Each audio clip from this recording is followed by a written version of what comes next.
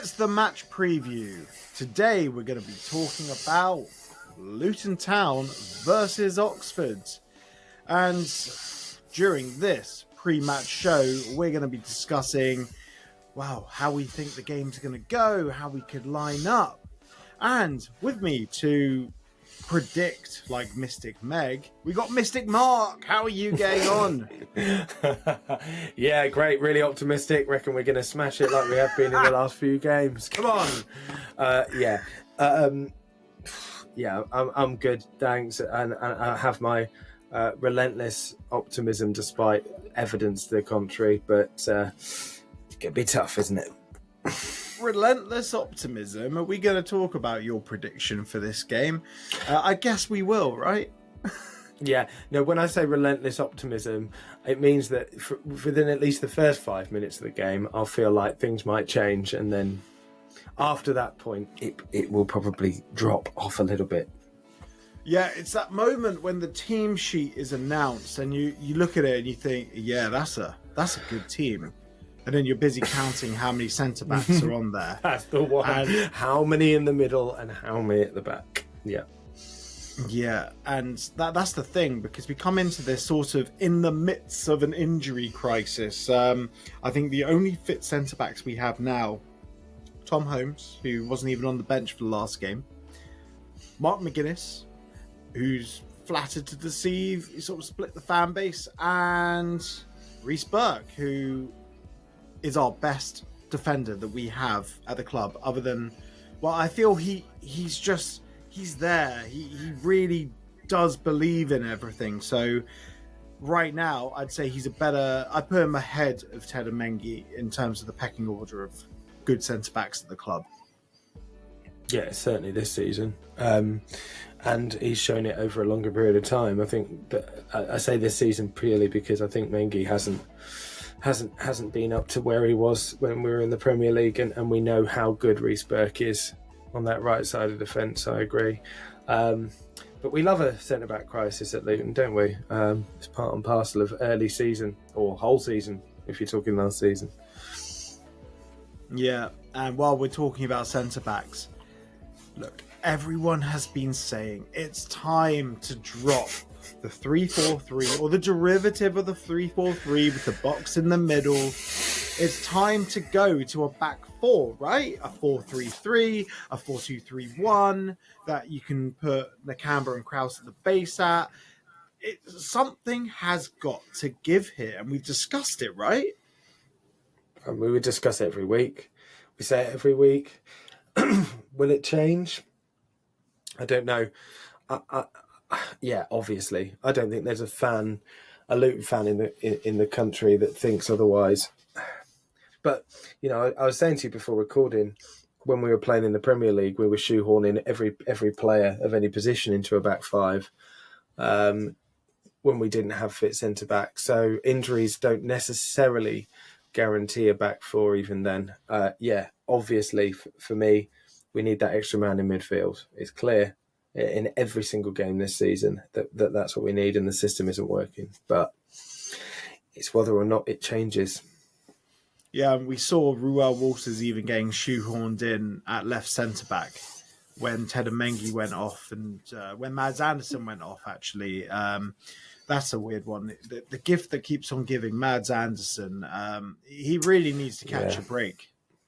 Yeah, I do feel for him a bit, to be honest. I know that there's a few people sort of making a point of it on Twitter. But yeah, you've got to feel for the guy. He barely got an injury, did he, before he joined us? I don't remember him being out that much for Barnsley, but it's one of those things. Season, he had a long-term injury at Barnsley the season they went down. Right. He came back for the second half of the season. Right.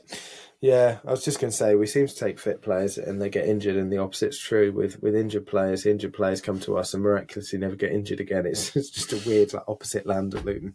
But yeah, I do feel for him. And yeah, it leaves us light. As you said, Tom Holmes wasn't on the bench in the last game. He certainly wouldn't be in many people's lineups or starting lineups if we had the full quota. Yeah, well, let's have a look at the head-to-head leading into this. So the previous 7 games, 4 Luton wins, 2 draws, only 1 Oxford win. So football isn't played on paper, though. And No. out of all these, the last 7 games, to be honest, the most memorable one, and this dates back to League Two, these numbers that I'm looking at, but the one that really sticks in my mind. And if you're at the game and you have a programs as well, have a read of the Hatters Heritage article, because I actually wrote those notes this week, and I was talking about previous matches with Oxford dating back to the 7-4, the 5-2, in the 80s, even our first game against Oxford. But the one that sticks in my mind is that 2-1 win with 2 goals in injury time, Keith Keane scoring from a corner. Yeah, that was an incredible game, wasn't it? I wasn't there that night. I'm pretty sure I was listening to that on Diverse FM. You probably could have heard it from wherever you were in the country, because it was loud. Yeah, exactly. Certainly Pitsey's commentary was loud. Great game.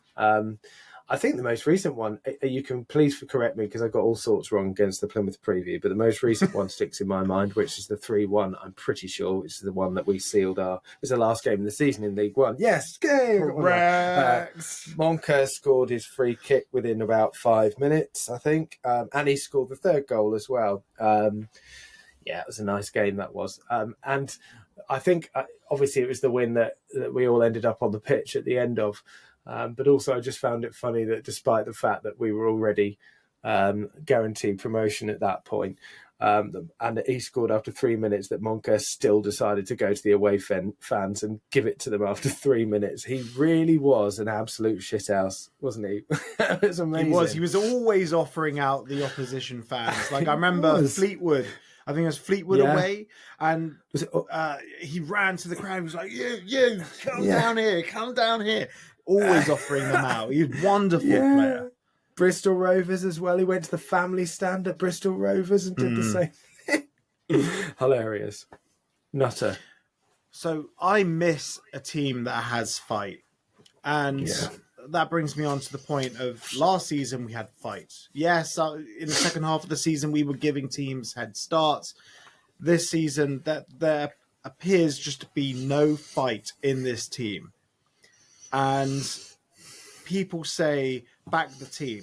And we were discussing this beforehand. People say, back the team. You know what? The team need to give us something to believe in. Like people say, the crowd have to do the job. The crowd don't have to do the job. The crowd react to the players on the pitch. If the players put in if you remember Cody Drammer, we talked about this in the post-match phone-in. When Cody Drammer made that tackle in the playoff semi-final, the crowd went nuts for it. They loved it. Yeah. Like as soon as he was off pressing, as soon as he went in and got connected with that full-blooded challenge, the crowd reacted. The players need to do something against Oxford to get that reaction, show why we should be on side with them. Yeah, 100%. I think as well. I think the crowd's been quite decent actually, even against Plymouth. Yeah.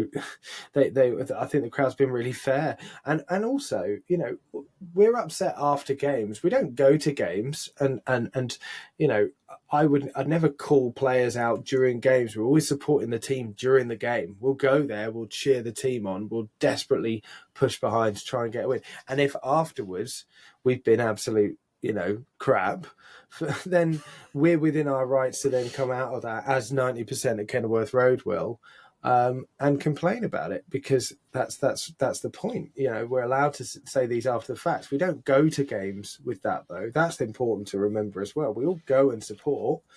We'll sit in the main stand, F block or wherever. The most support in the ground probably. All go and support it, but if they're absolute dog for the whole game, then at the end of it, that's up to you how you deal with it and whether you complain about it or not. But that's perfectly okay to do so. I will never boo unless we get spanked like 12-0. Never. But I feel if the team turn out a performance like they did against QPR or the first 80 minutes of Sheffield Wednesday, people are within their right to react however they want to react. 100%. 100%. For me, I'll just be in shock. I won't be able to believe what happens. And that is why this game tomorrow, I am absolutely dreading it. Absolutely. And because you look at Oxford and they are everything that, you wish Luton were right now, playing the dogged underdog. They are organised. Every player knows what they're doing. And they're tough to break down. And I feel Luton are going to have such a hard time breaking them down, even getting a shot off. Mainly because our players don't like to shoot from distance. But we're not going to be breaking into the box. We're not going to get in behind them. I hope we can, but they're going to make it incredibly tough for us, especially away from home. You saw what they did against Burnley at home. Yeah. And, Burnley had 100%. Barely any clear-cut chance. They had one clear-cut chance, and that was it. The rest were all from distance. And they do have players that will shoot from distance and can and do often as well. They are going to fight for every single ball, which tells me that they, if things don't change, they'll win the midfield battle, and that is key. As Sheffield Wednesday did, because they fought more than we did in that game in the midfield. I think that's going to be a problem, and they've got a striker who is on bang on form as well. So, it drops to him, and there's every chance that they score. Yes, they're missing some key players, which is a benefit. Yeah, it's Cameron Brannigan who's a big miss for them, and Matty Phillips also a big miss for them. Yeah, I mean, they are, but because they are a team that are greater than the sum of their parts, it would affect them less than it would us. I think if we had key players out at the moment, all the things we used to say about us, exactly as you said, I worry that they are going to outfight us, and that is going to incite a reaction if we do lose for that reason. If they outfight us at Kenilworth Road on a Tuesday night, then people are going to start questioning what has happened to the principles of our team, as well as just the football. And that's the thing. I think that's the thing where people are rightly worried about it as well. We're not that fragile that we can't cope with the odd loss. We never went into the Championship either thinking that we were going to walk every game. I know we certainly didn't. Of course not. But when you go to watch us play and we collapse after a goal like we did against QPR, or, we have players really arguing on the pitch, like Chong and Doughty and others as well, falling out. It's the indication that we've lost what made us Luton, which is exactly what Mark said in our phone-in as well. And I think Oxford will show that. Well, they will shine a light on that if it's there on Tuesday night. Yeah. And thank you. You made me even more depressed about the upcoming game now. That's my relentless optimism gone. Even told you it would be quick. I know, right? Even with, some real key players, they are some of the parts team, and they'll replace those players with other players. Like they have El Mizuni, who's a very tidy midfielder. Will Vaulks, who absolutely loves a goal against us. Like, back when he was at Cardiff, he loves it. And then he does the whole, triple somersault thing. So Ricky Dembele as well, who's tricky, very tricky. He tortured us when he was at Peterborough. He's a very good player. Yeah, and then Mark Harris, who I'll make sure, I fear for Mark McGuinness against Mark Harris. I really do.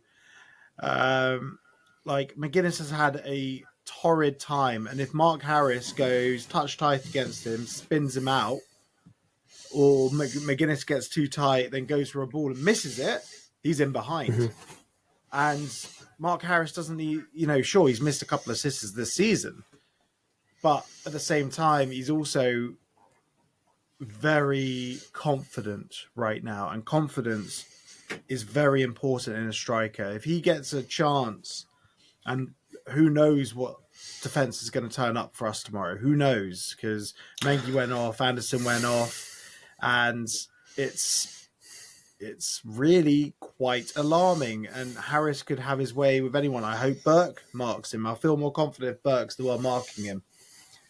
But then, you know, the back three, well, we're going to be sitting off anyway. Like all the Plymouth goals, like our defenders were pretty much on the goal line, waiting, anticipating the shots and waiting for them to hit a shot before charging down. And, you know, all it takes is like a cutback from Dembele or, you know, Goodrum just to let fly, cut in and then let fly from the edge of the box.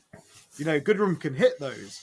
And we're going to give him the space of the outside the box just for him to hit them. And I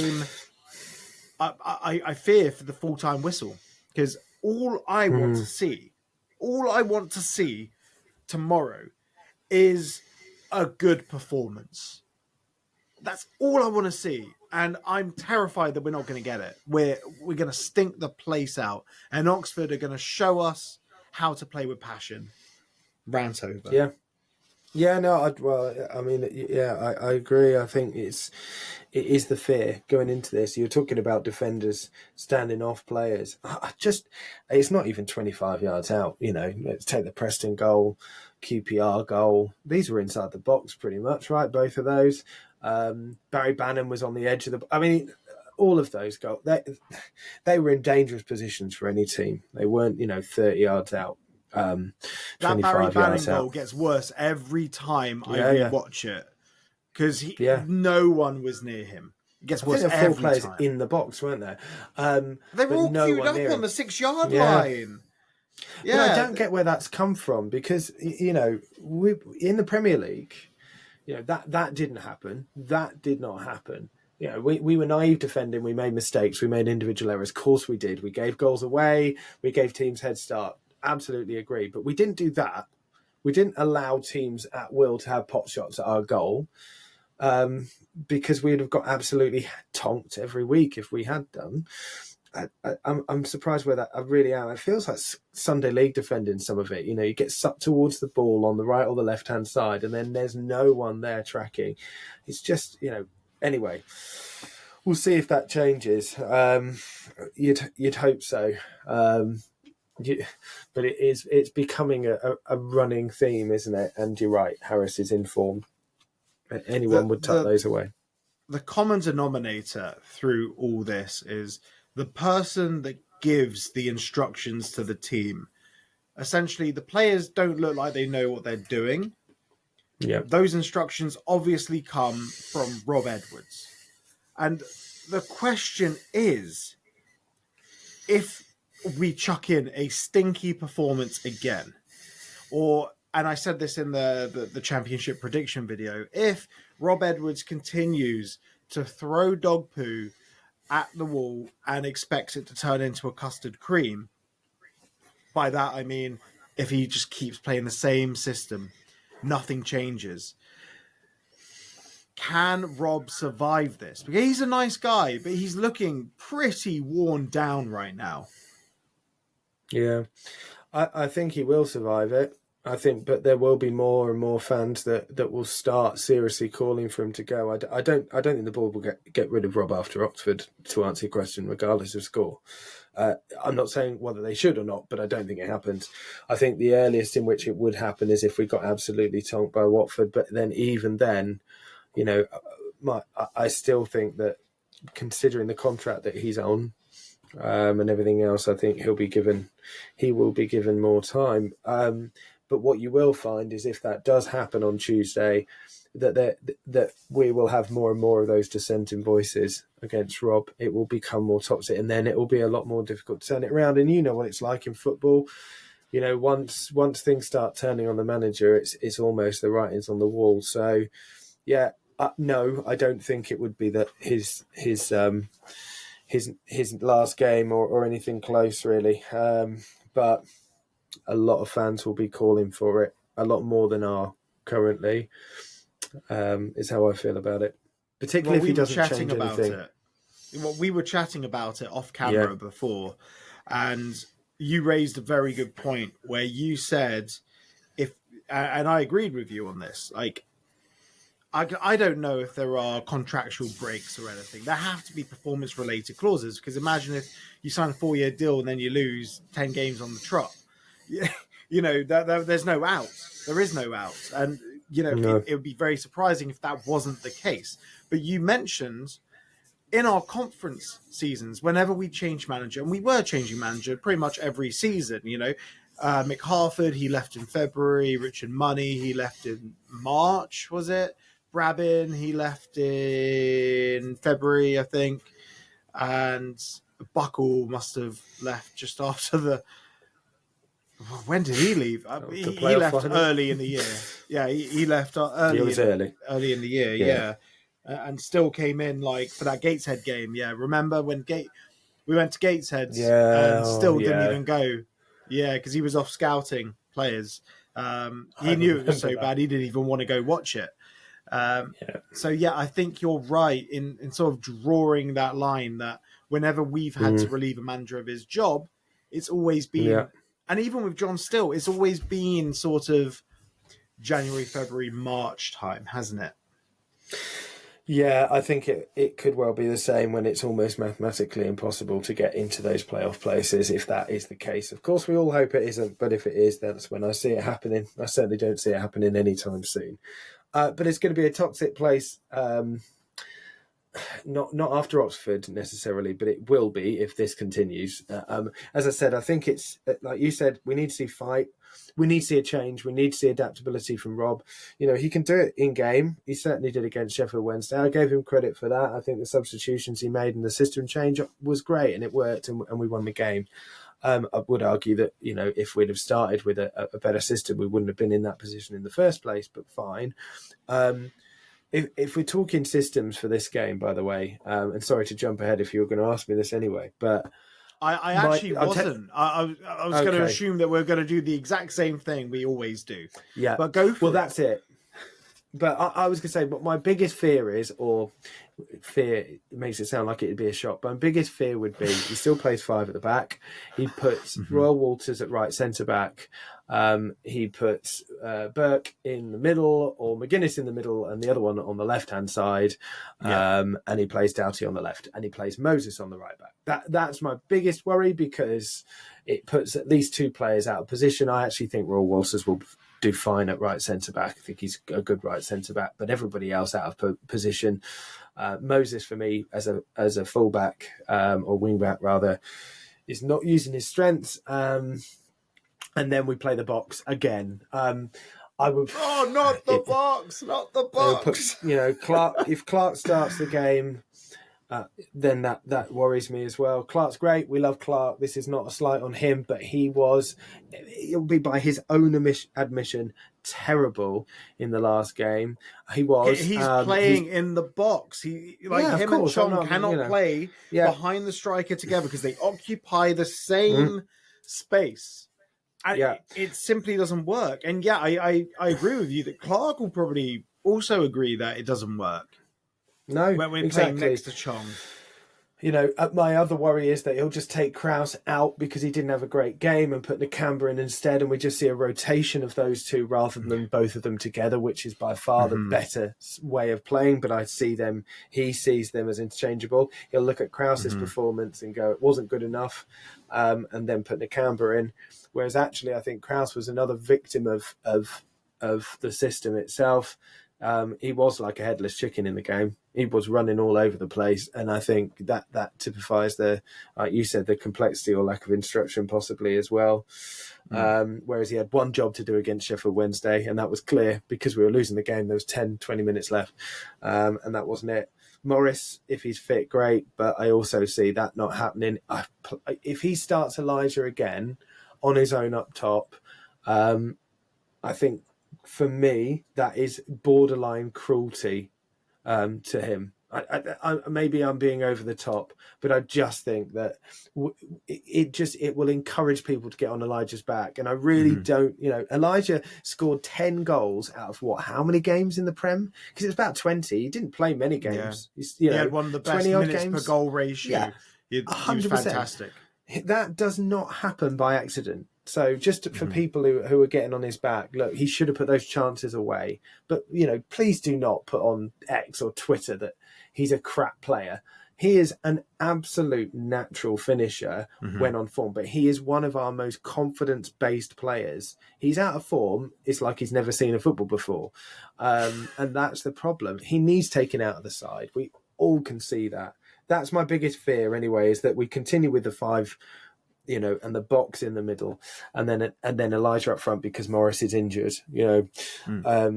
That's my biggest worry for this game.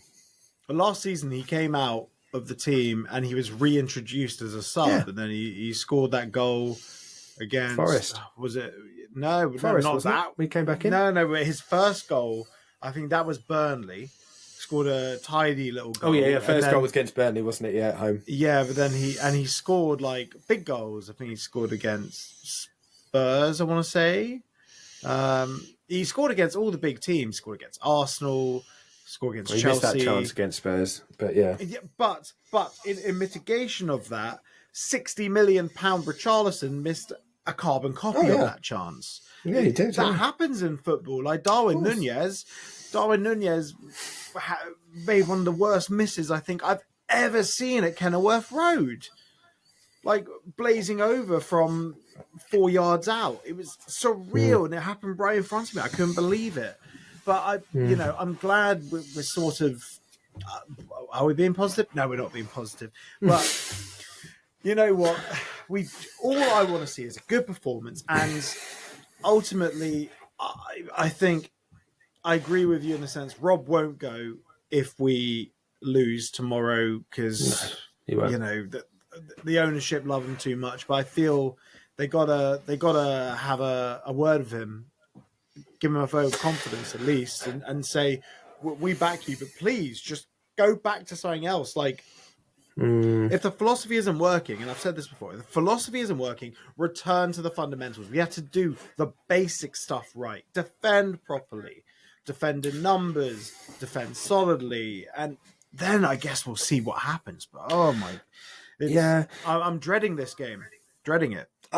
I think one thing that would help our confidence is if he does change the system. We all see the lineup, an hour before kickoff, and we see that he's changed it up immediately. That will help lift everybody. You'll see 2 centre backs and Kraus on the team sheet. It turns out Kraus is playing left centre back. Yeah, well, yeah, there is of course always that, but it would give us a lift.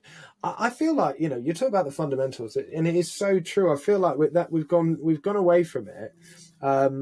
I don't know for whatever reason, but we're sort of sleepwalking, still thinking that we're a Premier League team a lot of the time, I think, and we just feel underprepared. I can't think of any other word. I said before in a previous one that feels like we're still in pre-season, and it still does. We're 8 games in, and it still feels like we will be. It feels like we're still in pre-season. There doesn't seem to be that intensity about our play at all. And I feel like, Rob as well, the whole team, the management still harking back to when we were a Premier League team. We're not a Premier League team anymore. We need to get over it and realise that we're in a fight to do anything in this league, and if we're not careful, we'll be in a fight at the bottom half of it as well. Because it's ruthless, this league. It will absolutely eat you up. Mm-hmm. No easy games. Rob has a lot to prove now. He really does. But we should wrap this up. Yes. Right. So, if anyone's watching on YouTube, and if anyone's listening on Apple or Spotify, if you're listening on Apple or Spotify, follow the show. Why not? And if you're watching on YouTube, like this video. It takes 1 second. Only like it if you like what you heard, though. And also, if you're here and you're not subscribed, subscribe. So all of our shows will just drop onto your YouTube homepage. It'll be fantastic. And, you'll appreciate that. But that's all from from us this week, and let's look ahead to this game against Oxford. Come on, you Hatters. Please just put in a performance.